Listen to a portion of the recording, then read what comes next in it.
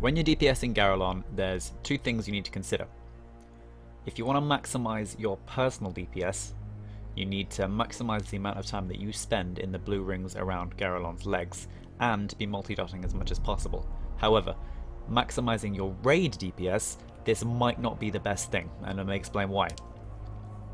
On this fight, if melee stand in the blue rings and DPS the legs, most of them can also cleave that damage onto the boss, resulting in higher overall raid DPS. Now, if you also attack that target and multi-dot that target, the legs are going to die faster, and you're going to have a period of time in which there are no legs alive, which is a loss of melee DPS.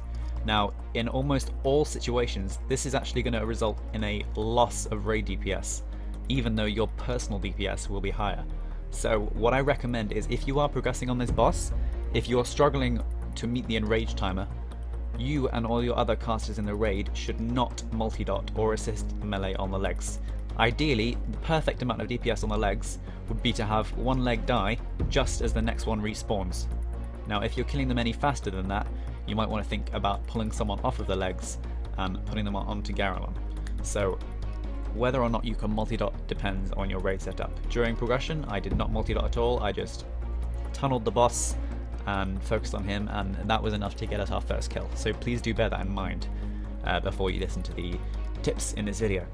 Now, if you are tunneling the boss, there isn't really much to be said. It's just standard single target rotation. If you want to focus more on your own personal DPS, then we can talk about some extra tips. So let's say you don't have any melee in your raid, or it's a farm kill. DPS isn't so important, and you want to do more DPS yourself. Now, when the fight starts, ideally I would suggest going to one of the two back legs at the back of the boss. Now, you won't aggro the boss until you get into the blue ring or until you attack him.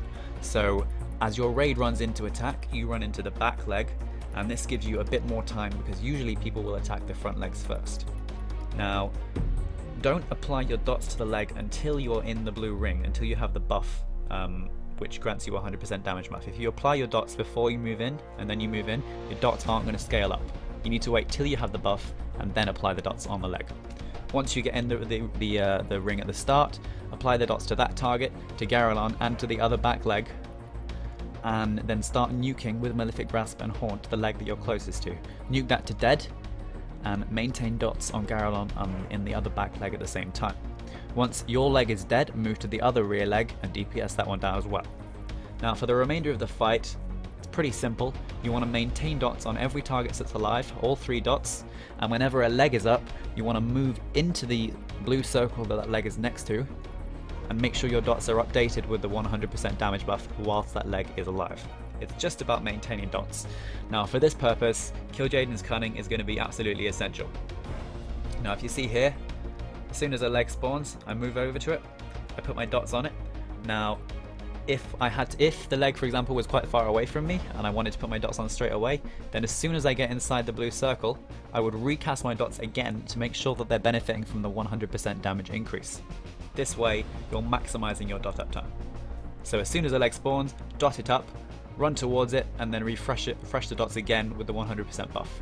Nuke it down with Malefic Grasp, and always keep dots ticking on Garalon at the same time. Don't ever let your agony fall off. Now, tidy plates isn't going to be very useful on this fight because you can't see the dots really on all the legs very well because Garalon is so big, and it's they're not really going to show it very well. Now, to track dots in this fight, I use my Shadow Unit Frames boss frames. This is just the standard unit frames. Most unit frames will have the same option, and it's the exact same ones that I use for Will of the Emperor if you've watched that video. Whilst you're kiting the pheromones, you want to try and stay in range of Garalon as much as possible. If you can multi-dot his legs whilst doing this, great. If you can't, don't worry about it. Just keep dots ticking on Garalon and keep nuking him whilst you have the pheromones. Once you move back into the raid, you can start going back on the legs again. Other than keeping your dots on as many targets as possible, that's really all there is to it for this fight. You're going to do more DPS the less DPS your raid has on the legs. So the more time you get to DPS the legs, and the less time your raid does, the more damage you're going to do overall, and the higher uptime you're going to have on all your dots.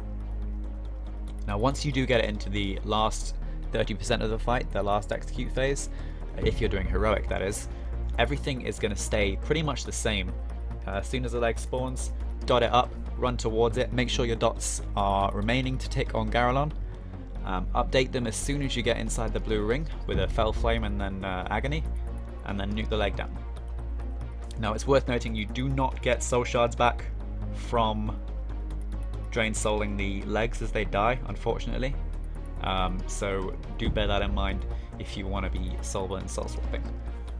You will probably soul and soul swap in this fight more than you will haunt. However, if you have excess shards, particularly when you're DPSing the leg, it can be very helpful to throw a haunt out as soon as you've updated your dots with the 100% damage